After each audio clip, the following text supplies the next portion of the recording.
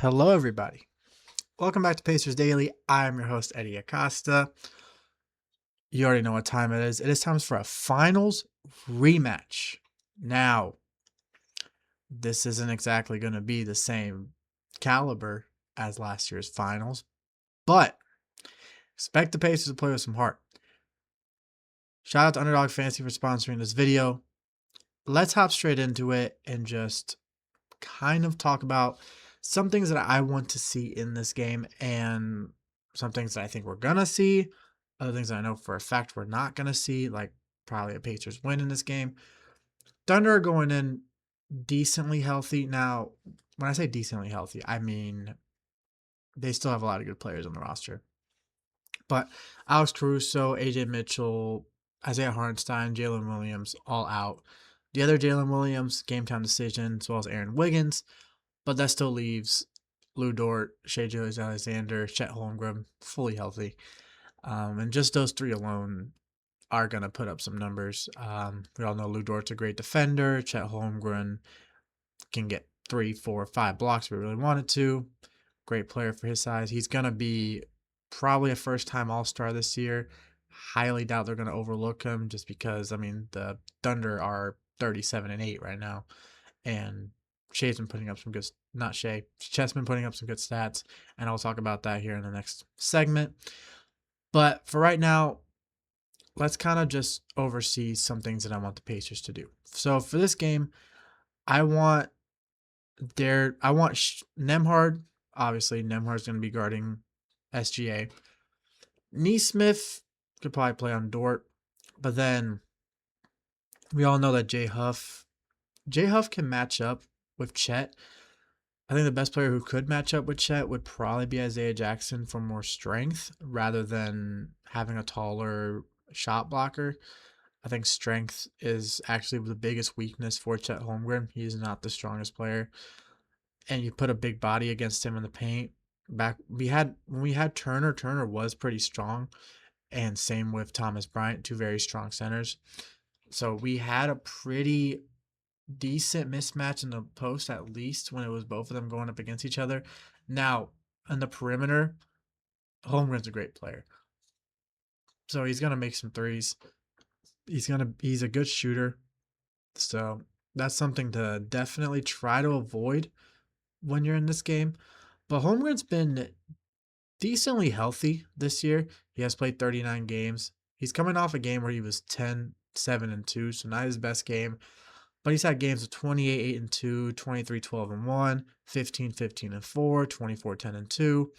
All this coming on top of games with 5 blocks, 4 blocks, 6 blocks. So he's had some pretty good games. And he is top 6 right now in blocks. One of the only players in the league averaging 2 or more. He's also averaging 17 and 8 rebounds, which are both career highs, only 1.6 assists though. So not a big guy on the passing. But overall, Chet is some guy to definitely watch in this game. But on the Pacers side, I think that Neesmith and Nembhard got to be more consistent in this game. Just shoot better. We have seen some pretty bad performances, but both of them in the shooting category. Like I said before, Neesmith is currently has the lowest shooting percentage in the league of any player. And I understand it, seeing his 1 for 10, 1 for 12 performances. But we've also seen Nembhard go 4 for 15. We saw him start 0 for 11 once. And that's just not something we can have at least next season. This season, okay, yeah, iron out some kinks and just, continue to play your game, play the best you can. Don't lose any hope just because, this season's not going to be the one. Still have a young team. We still have some really good players, some really good assets. Some could be big in trade rumors. Some could be, big in free agency. Who knows? We will see once we go down the line. But just for this game, finals rematch, not a lot at stake, of course, just because one team is going for another finals run, another team is going for number 1 pick. I pray we get a number 1 pick. That'd actually be great. Pacers have never gotten one. We could use one. I think it was a top 5. This draft is stacked. Just between Nabansa, Boozer, some really good players in this draft. Any one of them could be an absolute key factor on this Pacers team, especially with Halliburton coming back, especially with Obi Toppin coming back. Let's say if Obi Toppin isn't used in a trade. Matherin should be fully healthy. I'm hoping Matherin is fully healthy because I don't know where all these random injuries keep coming from. Because as of right now, it's just him, Toppin, and Halliburton still on the injury report. And there has been absolutely zero timetable for his return. He has been out so many games this year, and I was really hoping this would be his year to be an all-star, but he has only played 24 of 45 games. He has missed 21 games of injury. So even if he was an all-star, he wouldn't even be in contention for any awards because he's already missed too many games. But J-Dub on the Thunder has already missed too many games, so we've seen a lot of big players with that rule. Secondly, just what to expect. Expect a big game from Shea. Always expect a big game from Shea. I mean, the man is averaging 32 points a game, 6 assists, 4 rebounds, over a steal, and almost a block a game. He can do everything. There's nothing he can't do on the court. He's been a pretty good shot blocker this year. He had 4 blocks against San Antonio back on the 13th. I mean, you're playing a team that has Wemby on it, and you're the best shot blocker on the court at that point, which props to him. We know how his free throw numbers are. We know he's a guy who's going to get to the free throw line. He was 6 of 7 against Milwaukee, 5 of 5 against Cleveland, 13 of 13 against Miami, 10 of 8 against Houston, 11-13 against San Antonio, 17 of 19 against Utah. He had 3 straight games where he was 7 of 7 against Golden State, Portland, and Atlanta, right before the new year. He's not a guy who misses a lot of free throws. In fact, he is a 90%, almost a 90% free throw shooter. He has been consistent. He was an 80% free throw shooter for the longest time, and then he kind of improved. Once he became an all-star, he improved to 90%. He's been around 87, 88% throughout his career. So that's always something. That's always been the big key to his game. It's been getting to the free throw line. He's not a crazy three-point shooter, but he doesn't need to be when you have players like Aaron Wiggins, Isaiah Joe, AJ Mitchell, Lou Dort that can just pop threes whenever. Jalen Williams is also a really good three-point shooter. Or Alex Caruso off the bench, Kaysen Wallace. So they got a lot of really good players, and they even have a lot of young guys that don't really get too many minutes, but when they do, they still put up their stats. Brandon Carlson's been decent whenever he plays. Ousmane Dieng is getting a little bit of minutes.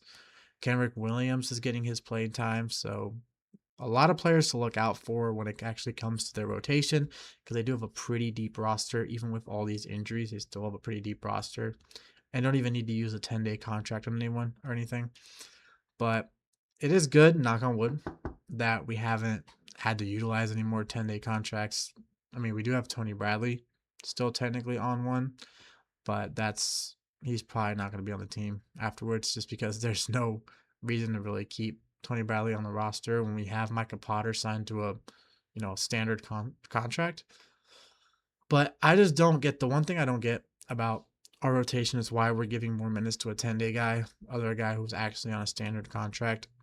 We were doing that whenever we were signing players like Garrison Matthews, Monte Morris, anyone else getting Cody Martin, anyone else getting a 10-day contract was just playing more than players that were already on standards or two ways.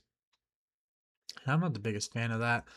You got to earn your minutes as a 10-day player. I mean, obviously, we had Jahlil Okafor for a 10-day contract, and if I'm not wrong, I think he played 1 total minute while he was on that 10-day contract.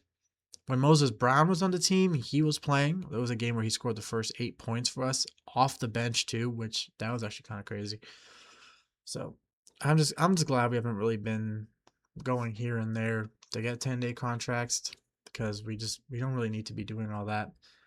And especially when we're going up against the the trifecta. I would say the trifecta, but 2 of those games are against Atlanta. But the trifecta of play-in teams with the Hawks and the Bulls right after the Thunder. And then we get some other big games like the Rockets, really good team. Jazz could be a team we could actually beat. Bucks, probably not. And then the Raptors, Knicks. Yeah, so there's some big games coming up, especially a lot of East Coast games because we have New York, Brooklyn, and 2 games in Washington, all back-to-back. Two Washington games are legitimately back to back in February, which that's kind of funny. Just back to back games in Washington. Why not? But, for this game necessarily, we're not looking to win. Obviously, we're not going to win. If we do, screw it, I will celebrate because I like seeing this team win, whether or not we're actually trying to win or we're trying to lose. I like seeing the Pacers win. I know you guys like seeing the Pacers win. Even if you're not a Pacers fan, but you're a Thunder hater, you probably want to see the Pacers win. So, but besides the fact that they beat us in the finals, I never really had anything against the Thunder. There's other teams I'd rather be a rival of, like the Bucks and the Knicks, two teams I'm not gonna get, you know. But I always have respect for all these teams because they're fun rivalries to watch. But the Thunder, it's not really a rivalry. They beat us in the finals. That's just how it is. Even though we we had a big injury in Game 7, we still needed to overcome it and play it out. We couldn't, and now we're living in this current reality while they're still living in their glory, and we'll see what they do this year. Fast breaks, buzzer beaters, and block parties are back, and Underdog is the best place to get in on all the action. Playing an Underdog is easy. Just pick whether your favorite players are going to go higher or lower on stats like points, rebounds, or steals. Get your picks right, you can win up to 5,000 times your cash. Today, for the last episode of the week, we're going to talk about two Kings players that their projections are kind of on the lower end. Sabonis at 11.5 and Zach LaVine at 17.5. I'm just going to go and say higher for LaVine because I think he can get over 18 points in the game. Now, Sabonis coming off the bench hasn't really been a scorer. He's been more of a rebounder and a facilitator. So the 11.5 projection isn't bad at all. I think I'm going to go lower on his. Now, that could be, the worst take ever if I'm wrong. But over his recent games, he has been way more of a glass cleaner and way more of a passer than actually a scorer. He's actually been missing a lot of shots around the rim. He's still recovering from a big injury. So don't expect him to go too crazy in the scoring. LaVine is due for a big game, though. He's been kind of on and off. DeRozan and Westbrook have kind of been picking up the slack for the Kings. But I think LaVine will finally have a good game. So I will go higher from him. But if you use the promo code BasketballFan, you can score up to $75 in bonus entries when you put in your first $5. All you gotta do is just scan this QR code, create an account, use that code, and get to picking your players. Go win some big money. But Underdog, make picks and win money.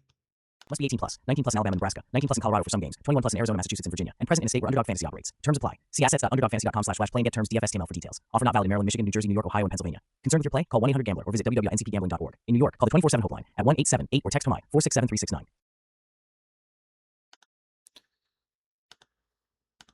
I am back. Now, let's talk about a guy who I believe should make his 4th All-Star game this year. Pascal Siakam. I think he needs to be an all-star. It's as simple as the fact that he's only missed 2 games this year, and they were both pretty much due to rest. But he's averaging 23.8 points per game, which is his best since his second all-star season, which was in 2023. Averaging 7 rebounds, which is around where he usually averages. 4 assists, one of his higher assist seasons. He's averaging his best steals, so it's one of his best defensive years. Blocks, he's never really been a big shot blocker. Turnovers, nothing crazy, but he's got 9 double-doubles so far. Shooting 48%, 38% from 3. His 3-point percentage has just been increasing like crazy. Now, his free throw percentage, 68. That's not good. That has been his big struggle this year, has been his free throw percentage. But just hear out some stat lines over the last just month, and you'll understand why Siakam needs to be an all-star. 32, 10, and 4. 26, 10, and 4. 30, 14, and 3. 34, 7, and 5. 23, 9, and 5. 33, 7, and 5. Now, you could sit here and argue that Siakam is putting up empty stats on a bad team, which, yeah, that's understandable. But Siakam is the main reason that this team ever has a fighting chance in these games. We're not just getting blown out every game. We're losing games with dignity. We lost to the Celtics by 15, but we lost to the Sixers by 9. We're gonna ignore the fact that we lost to the Pistons by almost 50, but we lost to the Raptors, who are a good team, by 14. We beat the Hornets, Heat, and Celtics all back to back to back. Only lost to Raptors by 14. We've been keeping it close with the Cavs, only losing them by 4. 8-point loss to the Magic, 2-point loss to the Magic, 10-point loss to the Spurs, 7-point loss to the Rockets. These are all playoff teams. These are all teams that can have a big season this year. Most of those teams that I named that we lost are in, like playoff seeding at the moment. Pistons are number 1 in the East. Celtics are number 2 in the East. Raptors, Cleveland, and Philly all round out, and then 7th place is Orlando. All teams we've lost to in the last month by, but not the Pistons, obviously. The Pistons schooled us, but every other game was somewhat close against those other big teams. And then a big game against the Rockets that we only lost by 7. The Rockets are 4th in the West. They're one of the best teams in the West, and the Spurs are 2nd in the West. Spurs went from not even in the playoffs last year to one of the best teams in the league, all due to the fact that Wembanyama is now an all-star starter, which very much deserved. But then back to our all-star. Siakam should be an all-star. Now, he's probably not going to be all-NBA, but an all-star, no doubt.